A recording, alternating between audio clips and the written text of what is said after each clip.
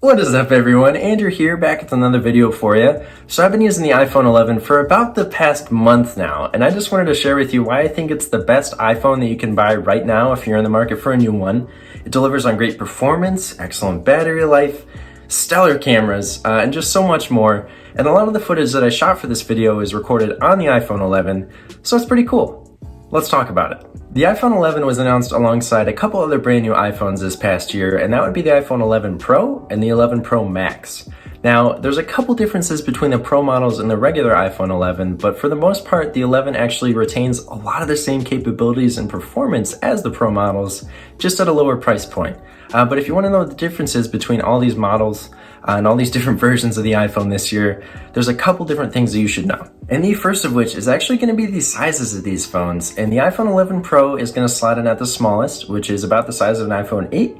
The iPhone 11 Pro Max is going to be about the size of an iPhone 8 Plus, which is the biggest of the bunch. And then you got the iPhone 11 right there in the middle at a really comfortable fit, at least in my opinion, not to use with one hand, but it's not so big that it doesn't fit in a pocket or a bag or something. The next major difference about these phones is that the Pro models have what's called an OLED display versus what's called an LCD display on the iPhone 11.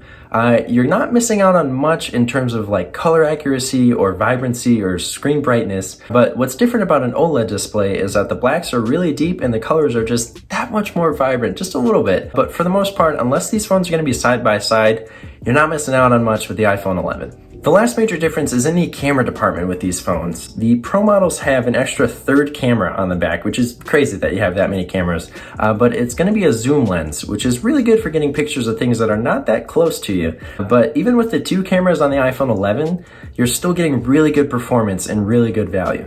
And while there are these few key features that are a little bit different about the 11 and the 11 Pro models, there's still so much to be said about the iPhone 11 and the way that it handles everyday tasks, and just the battery life, the cameras, the performance, the design is so good. It shares so many of the same features as the Pro models, just at a lower price. So what I want to talk about now is all the things about the iPhone 11 and where I'm coming from. First up is going to be the design of the iPhone 11, which is not all that different from the iPhone XR.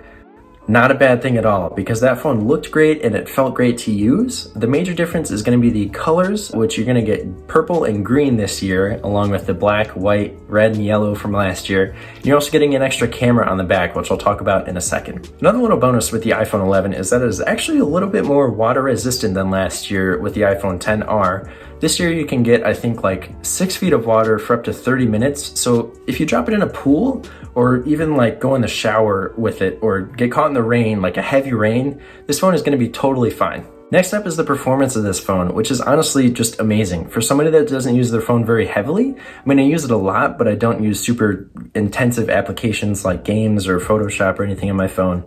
It does so well just for keeping things open in the background, loading up apps in the first place. But all this power and performance doesn't really matter so much at the beginning of this phone's life cycle as it does towards the end, because in a couple years from now, even like 3 or 4 years from now, you're not going to be wanting your phone to be slowing down or having the battery get really low really quickly for no reason at all. I think this phone is going to stand the test of time because it does everything that I needed to do really well and really smoothly, so it's one that I can highly recommend. And speaking of things that last a long time, the battery life on this phone on a day-to-day basis is so good. I have had no issues with it whatsoever. Whenever I go to charge my phone at the end of the day, like a really long day of using it, it's usually only at like 40 or 50% at least. So it's so impressive and I'm really happy with it. And on another note, coming back to those cameras on the iPhone 11, they are so stellar this year. Like, they are so capable, and I just have had no issues with them whatsoever, taking pictures and videos of things that I want to take.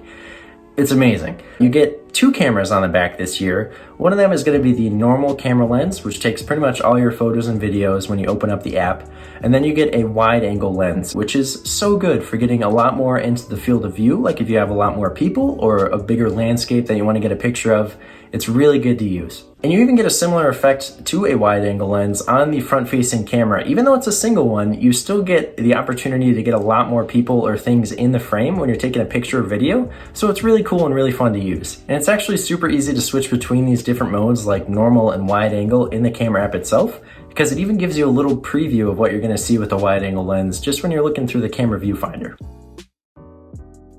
Something else that's kind of cool is that if you're taking a video in the camera app, you can actually switch the resolution and the frame rate of the video, which means you can get different levels of crispiness, different levels of like smoothness with your videos right from the camera app. And because of that extra camera, you're actually going to be able to take portrait mode pictures of more than just people, unlike the iPhone XR from last year. So if you want to take it of pets or plants, you can totally do that. One major new thing with the cameras this year though is called night mode, which allows you to get these really good pictures in low light situations whenever, like the sun has set and it's dark outside, or even when it's dark inside. You're just gonna hold the camera still for a couple seconds so that it can get all this light onto the camera sensor, and it'll allow you to get this better image. And a nice little Easter egg with this phone is that you can take slow motion videos on the front facing camera. So if you're ever in the mood to have a laugh or to make somebody else laugh, I think it's really fun to do that. Overall, the thing that makes this phone worth it to me is the price, which is honestly a heck of a deal because it starts at $699 for 64 gigabytes, which is like the base model, but that's $50 cheaper than what it was last year for the iPhone XR.